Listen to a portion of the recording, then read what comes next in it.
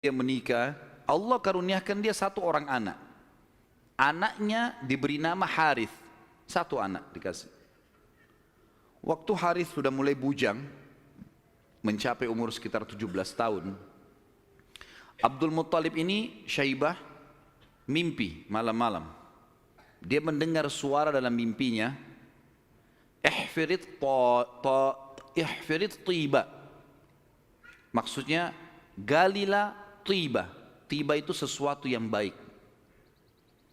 Lalu dia bertanya, mat tiba? Apa itu tiba?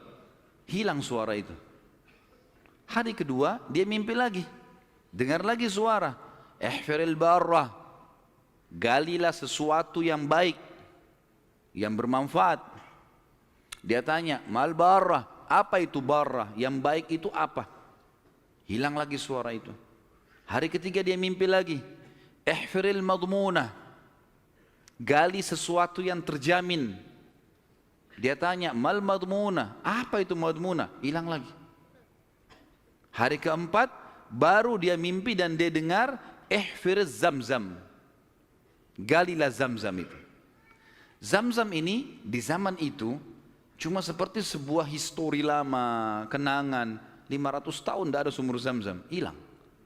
Jadi selama Khuza'ah berkuasa teman-teman sekalian di Mekah, mereka selalu mendatangkan air dari luar, beli mahal dari luar Mekah, sumur-sumur di luar Mekah.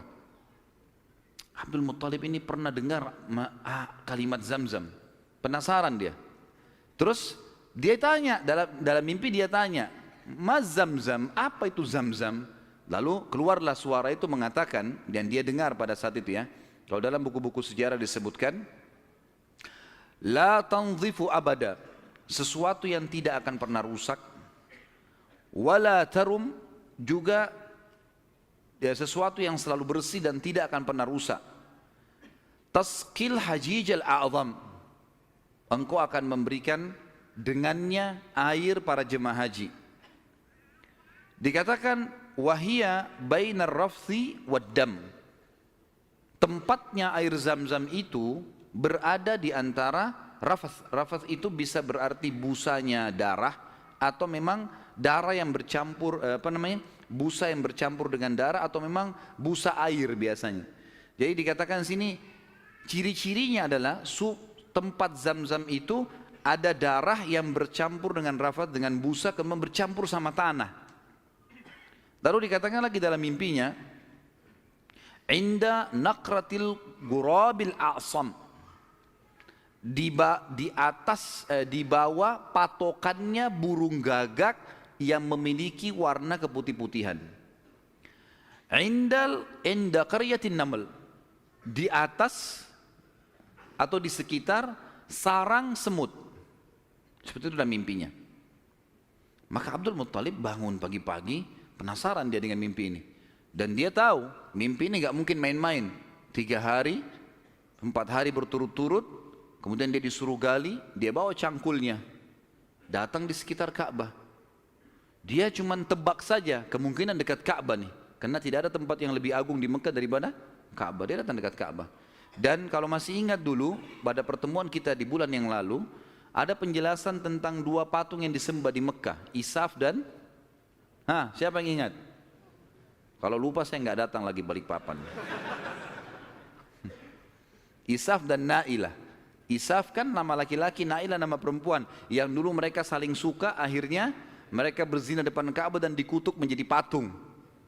Kan dulu waktu sebelum Amr bin Luhai datang ke Mekah, patung Isaf ditaruh di Gunung Safa, patung Nailah ditaruh di Gunung Marwah, untuk peringatan bagi orang-orang. Nih hati-hati kalau berzina depan Ka'bah dikutuk begini nih gitu. Tapi oleh Amr bin Luhai yang membawa patung masuk ke Jazirah Arab, dia angkat patung Isaf dan Nailah, dipindahin dekat Ka'bah, disuruh orang Mekah sembah. Tapi orang sudah lupa sejarahnya karena kejadian Isaf dan Nailah dikutuk ini jauh sebelum Amr bin Luhai. Ringkas cerita, di depan Ka'bah antara Hajar Aswad dengan Hijr Ismail itu ada patung Isaf dan Nailah. Ada satu suku Arab teman-teman sekalian datang ke situ antara Isaf dan Nailah, nyembeli sapi. Tiba-tiba pada saat Abdul Muttalib lagi duduk, lagi memperhatikan ke arah Ka'bah di antara Isaf dan Nailah, kemudian ada orang nyembeli sapi. Waktu disembeli darahnya ngucur. Darah itu berbusa. Dan karena dia ngucur, jalan sampai berada di sekitar Isaf dan Na'ilah.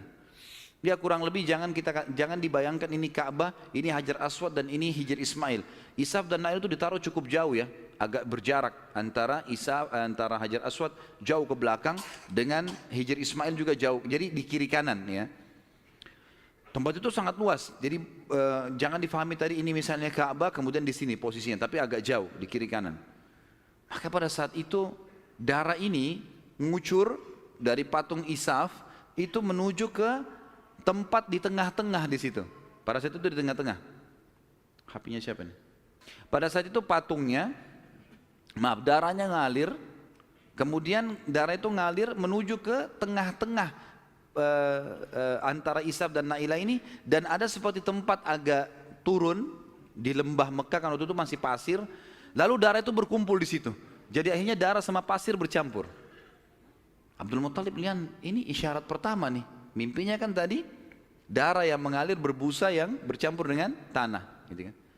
Lalu kemudian dia dekatin tempat itu, darah yang berkumpul itu. Dia temukan tiba-tiba ada burung gagak yang berwarna hitam. Burung gagak biasanya warna hitam ya. Tapi kalau ada burung gagak yang di bagian sayapnya itu ada beberapa bulu warna putih, namanya a'sam dalam bahasa Arab, Ghurabil a'sam. Maka dia lihat ada burung gagak. Burung gagak ini mengepakin sayapnya dan mematuk-matuk di atas sekitar darah itu. Dia lihat isyarat yang kedua.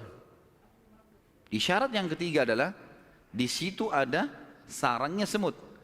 Dia lihat ke dekat kakinya, ternyata ada beberapa ekor semut yang menggigit kakinya dia. Dia melihat ada lubang di situ. Maka dia bilang kepada anaknya Harith, saya mau menggali di sini. Siapapun jangan mengganggu saya. Maka dia angkat cangkulnya. Tapi kita jangan lupa, ini depan Ka'bah.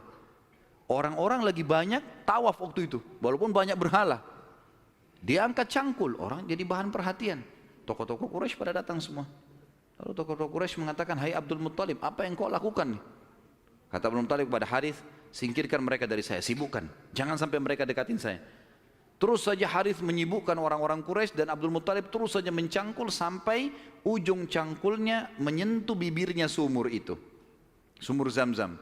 Dan dengan kuasa Allah, airnya muncrat keluar. Pada saat airnya muncrat keluar, Abdul Muttalib mengatakan, Allahu Akbar. Karena memang mereka menggunakan bahasa Arab dan kalimat Allahu Akbar itu sudah biasa mereka ucapkan, gitu kan? Maka orang-orang Quraisy tahu kalau Abdul Muttalib sudah dapat target dan mereka kaget waktu lihat air muncrat, air di depan Ka'bah. Selama ini selalu ambil dari luar. Ini kemuliaan abadi, gitu kan? Maka tiba-tiba orang Quraisy datang, hai Abdul Muttalib, air ini kita punya sama-sama. Kata Abdul Muttalib, dari mana sama-sama? Saya mimpi, saya yang cangkul, saya yang dapat. Dari mana kalian punya sama-sama nih? Ribut nih. Abdul Muttalib bilang, ini punya saya. Quraisy bilang enggak, dikeroyokin Abdul Muttalib pada saat itu. Ribut, akhirnya mereka sepakat panggil hakim lagi. Ini hakimnya nih, cari penengah. Bagaimana caranya supaya ini bisa ditengahi, gitu kan? Insya Allah masalah ditengahi ini kita lanjutkan habis sholat Isya.